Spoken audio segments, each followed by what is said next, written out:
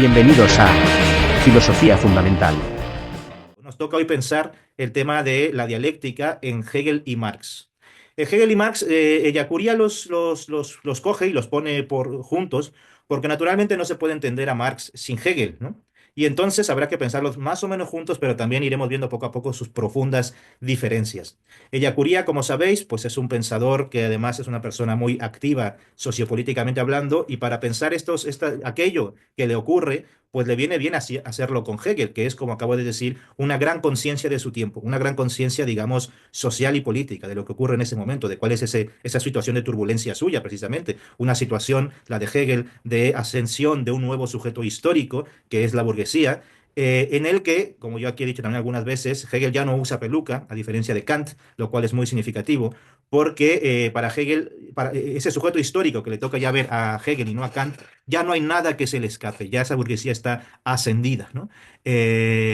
Napoleón es la conciencia de Europa, ¿no? El sujeto histórico de Europa es la burguesía, Napoleón es la conciencia de la burguesía y Hegel es la conciencia de Napoleón, ¿no? Eso lo dice él mismo. Así que bueno, en ese sentido, pues es normal que alguien que haya pensado tanto la situación histórica, aunque ya veremos en qué medida, pues sea retraído o retomado para pensar la propia situación histórica. En este caso, Yacuría, que como sabéis, su tema es el de la historia, pues tiene que recurrir sí o sí a este gran pensador de la historia que es Hegel, ¿no? Y nosotros haremos lo propio, precisamente por nuestro momento histórico. La pregunta de Yacuría de qué es lo que hace que un pensamiento sea filosófico es pensarlo desde la perspectiva de la totalidad. Vale, y esto ha sido desde los presocráticos hasta Heidegger, dice él. Ahora bien, ha habido dos grandes vías. Quienes han creído que esa totalidad es lógica y quienes han creído que ha sido física. Si es física, no se puede pensar, por ejemplo, el dinamismo de las partículas elementales sin que al mismo tiempo o junto con eso se vaya a pensar, por ejemplo, el dinamismo de lo que pasa en un parlamento estatal de algún país, ¿no? O de alguna unión europea, por ejemplo. ¿No? No se puede hacer eso. Quienes creen que esa totalidad, para empezar, diría Yacuría, quienes filosofan no desde la perspectiva de la totalidad, no están filosofando, para empezar. Segundo, quienes filosofan desde la perspectiva de la totalidad, pero lo hacen desde la vía del mero concepto, quizá no estén obligados a pensar, a relacionar o a pensar, a entender que aquello de las partículas elementales tiene algo que ver con el Bundestag. Pero el que cree que hay una unidad física y real, sí. Entonces aquí se empiezan a ver estos compromisos muy significativos, ¿vale? ¿Y quién negaría, como va a pensar ella Curia, como mostrará Curia, que por supuesto que tiene que ver, cómo se saben, qué países son los que pueden estudiar, quiénes pueden construir aceleradores de hadrones? ¿No? Pues según ella Curia, los que ven a estos trascendentales, esta unidad total de lo real o de las cosas como concepto, es vía lógica. Pero en cualquier caso, y por otra parte dice, está la vía física, por supuesto, hay que tendrá que aclarar en qué consiste la unidad física de eso real. Y si su unidad está al principio o está al final. Esto no es trivial para lo que vamos a ver aquí sobre el dinamismo, porque habrá quien cree que esa unidad está al principio, pero solo se reconoce al final, o habrá quien dirá que no, que está solo al final, porque al principio no podría tenerse de antemano, a priori, garantizada esa unidad. Y la pregunta es, ¿la unidad de lo real es fundamentalmente real y física o es tan solo lógica y conceptual? Esta es la pregunta fundamental. Y esta es la pregunta que de alguna forma es la que nos va a nosotros a lanzar en nuestro curso, en este curso, a preguntarnos por vamos a decir así, por el movimiento de lo real. ¿Es ese movimiento o de la realidad? ¿Es ese movimiento de la realidad un movimiento meramente conceptual o es un movimiento físico, de suyo de la realidad? Es un movimiento, pues, dialéctico, y esta dialéctica es algo meramente lógico, conceptivo, o también es físico. O más que ser un movimiento dialéctico, es un movimiento dinámico. Y si es dinámico, ya es físico. Ahí estamos. Para Hegel y para Marx, esto es verdad, la filosofía consiste, como lo acaba de decir para Ellacuría, pero también como acabamos de ver, de alguna manera, para toda la historia de la filosofía, entendida esta como metafísica, consiste en pensar, vamos a decir así, el mundo como totalidad. Y concretamente a partir de Hegel, este pensar el mundo como totalidad se llamará, vamos a decir así, cobrar conciencia del mundo como totalidad. O sea, la gran palabra de alguna forma que va a tener Hegel al respecto, por lo menos, o sobre todo, mejor dicho, el Hegel de la fenomenología del espíritu, eh, no tanto el de la ciencia de la lógica, como ahora veremos, de la fenomenología del espíritu va a ser este de cobrar conciencia, de ir ganando en conciencia, de que el propio espíritu, y por espíritu entendamos parcamente el espíritu humano, de que la humanidad, que en su caso es por supuesto Europa, pero que la humanidad va ganando más en conciencia, va enterándose más de sí misma y de lo que ella está poniendo como totalidad. Bueno, es verdad, para la filosofía y especialmente para Hegel, bueno, la historia de la filosofía, especialmente para Hegel, filosofar es cobrar conciencia de la totalidad. Ser, la filosofía incluso, diría Hegel, es ser la conciencia de la totalidad. ¿Vale? Esta es la filosofía, es ser la conciencia. Por eso, Hegel, hay alguno por ahí, un filósofo argentino que no me acuerdo cómo se llama, Feynman, no me acuerdo el nombre de pila, va a decir abiertamente eso, bueno, y no solamente él, pero que Hegel es algo así como el gran consciente del mundo del siglo XIX. Es la gran conciencia que se sabe a sí mismo. Esta es la función del filósofo. Pero el problema va a estar en que Ellacuría nos dice que tanto para él como para Marx, la realidad ya es en sí misma una unidad real y no puramente conceptual. ¿Es esto sostenible en Hegel? Ya lo veremos, ya lo veremos. Por supuesto que Hegel creería él mismo que sí, que él está pensando que esa unidad de la que la filosofía es consciente es una unidad real. Nosotros, a toro pasado, precisamente luego de la crítica de Marx, luego de la crítica de Zubiri y luego de la posición de Yacuría, ¿podremos decir que para Hegel lo era? Ya lo veremos en su momento. Como sabéis, en la fenomenología del espíritu, al final, el último capítulo, el último apartado de la fenomenología del espíritu, la fenomenología del espíritu, ¿qué es? Luego lo revisaremos también. La fenomenología del espíritu es algo así pues eso, las formas, las figuras de aparición del espíritu humano dándose cuenta de sí mismo, ¿no? Y esto es un poco, y entonces ahí aparece, aunque en clave filosófica, por supuesto, la historia de la humanidad, entendida nuevamente la historia que culmina en Europa.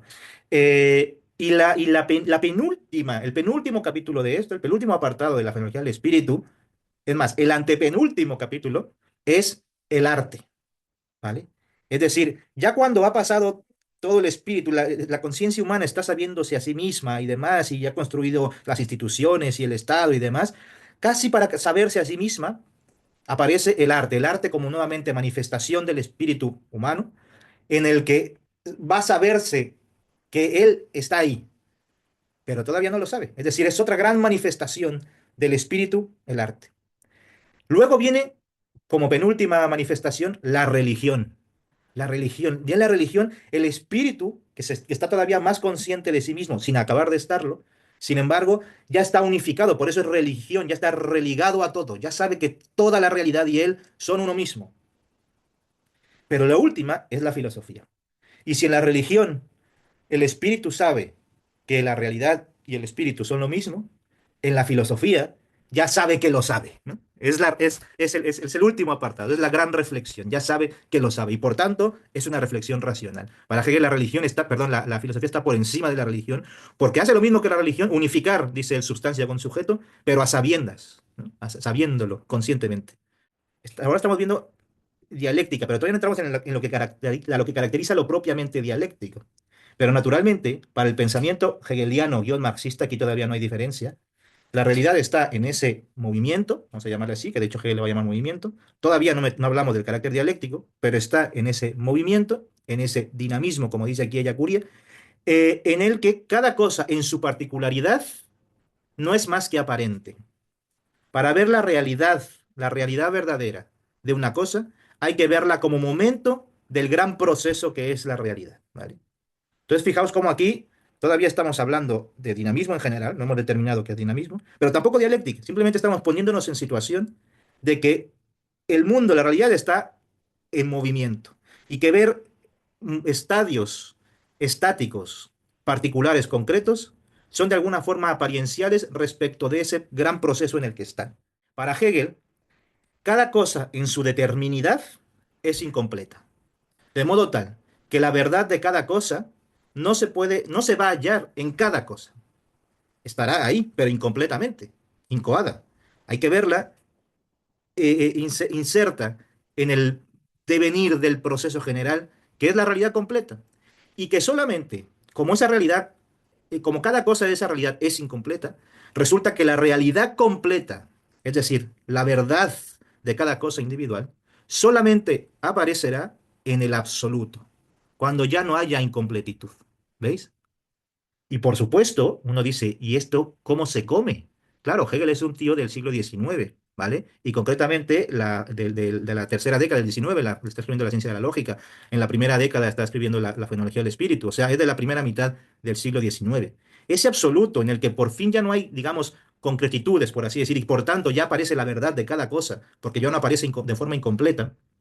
Ese absoluto eh, está de alguna forma garantizado porque en última instancia, como dije, es esa gran conciencia de la filosofía, es, como dice Yacuría, es la unificación ideal, porque la realidad está conceptuada en lo más real que es la idea. Es una idea absoluta. Y esto lo va a convertir, todavía no hablamos de lo dialéctico, pero estamos diciendo que ese dinamismo, ese movimiento del que va a hablar Hegel, es un movimiento o dinamismo idealista. ¿Por qué idealista? Nuevamente, porque la verdad del todo va a garantizarse en un absoluto, que es la gran idea con mayúscula. No la idea de cada cosa. La idea de cada cosa tiene una verdad pero incompleta. Hasta que no, de alguna forma vamos a decir así, se acabe la realidad, hasta que no se complete la realidad, estar acabado, estar completo y ser perfecto, en griego se dice de la misma manera, telios. De ahí lo de teleología. Y de ahí que para Hegel todo tienda hacia eso absoluto. Cuando por fin se baje el telón, que tiene la misma etimología, cuando por fin se baje el telón, ahí aparece la idea, el absoluto, la verdad de todo. He ahí el idealismo de Hegel. Fijaos, la pregunta que decía antes de Yacuría es, si la unidad de lo real es real, ¿dónde queda garantizada la unidad? ¿Al principio o al final? Según lo que acabamos de decir, para Hegel estaría garantizada precisamente al final. Al final, cuando por fin se acabe la realidad. Hegel no hablaría de se acabe la realidad, pero sí hablaría del fin de la historia. El fin de la historia, que es por supuesto la Alemania del tiempo de Hegel, ¿no? El fin de la historia, cuando acabe.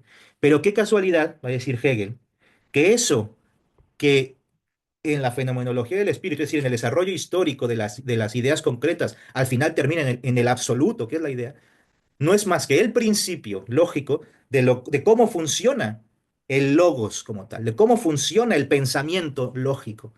Y entonces, la historia de la humanidad, la fenomenología del espíritu, se vuelve el prólogo a la ciencia de la lógica, que es el pensamiento de Dios.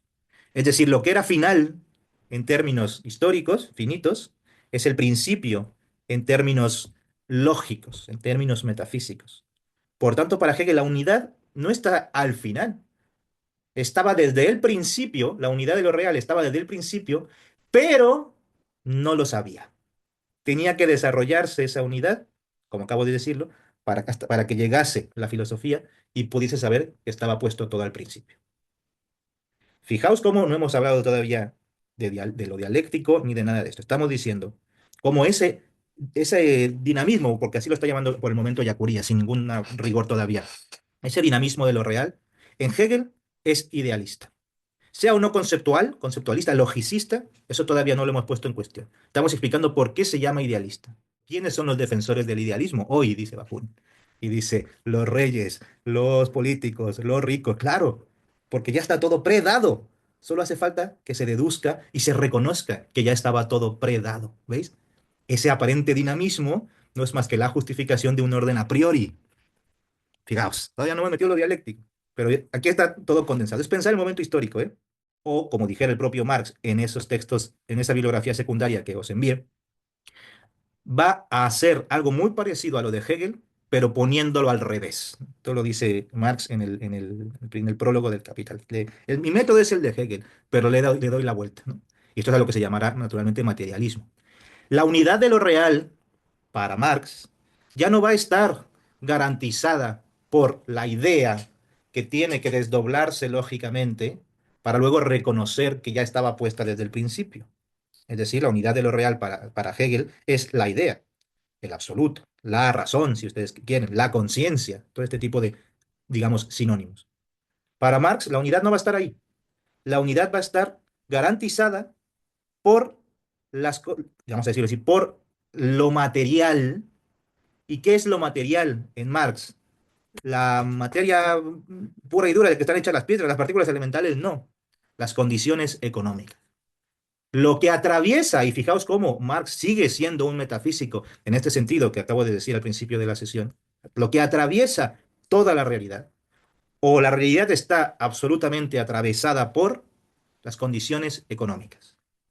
De modo tal que lo que la unifica son esas condiciones económicas.